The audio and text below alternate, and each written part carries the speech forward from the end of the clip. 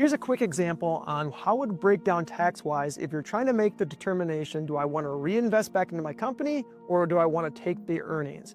So we're going to start off by saying we're going to take the earnings. Now, if you're working in S-Corp and you're working very deeply in your company, you're going to want to take a salary for yourself because you're doing one of the functional jobs of the company. So say you start off at a $200,000 salary. From there, your company's doing very well. It brings on $1 million of additional earnings. And you make the determination that, you know what, I'm going to take those earnings as a distribution. And then finally, you have a balance sheet that produces long-term capital gains, short-term capital gains. But to keep it simple, that balance sheet filled with different investments gives us $200,000 in long-term capital gains. Now, what taxes, if you take those distributions, are there going to be? Well, you're going to have federal tax, state tax, and payroll tax if you're filing as an S-Corp, which is a pass-through style of business. And your taxes are going to be approximately $586,000.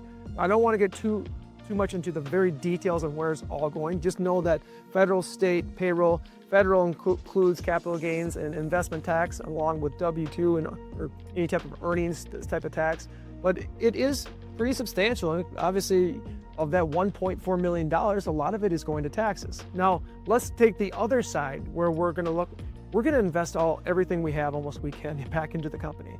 So we're going kind of two far extremes here. The second extreme is we're investing everything back in the company, and we're like, we don't need a salary. I'm gonna put that into something that's gonna be growth. So I'm taking the whole $1.2 million and put into people and tools, and I want to grow it.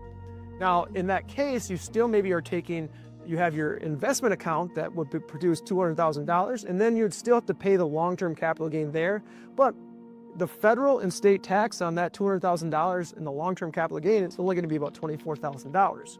So obviously, if you're just looking at taxes, yes, reinvesting in your company is going to be significantly less taxes. But the thing to think about is that this reinvestment into people and tools or whatever you're doing needs to be very efficient, because you are at risk of losing this whole $1.2 million if it doesn't grow your company. That's why you want to have kind of a balance between the two. So in the first example, we're paying a big amount of taxes, but we also took from the company $1.4 million. So we're still over $800,000 that we kind of locked in that's not at risk anymore. And that's where you want to make a determination. Let's find the right amount where it might be I don't want to pay this high a percentage overall in taxes. Let's keep us to a certain percentage, but also let's understand what are the true drivers of growth. Does it make sense to bring on a person? Does it make sense to bring on a new piece of technology or infrastructure that's going to grow the business? So hopefully that helps, but just simply those are the numbers, and that's how the taxes work.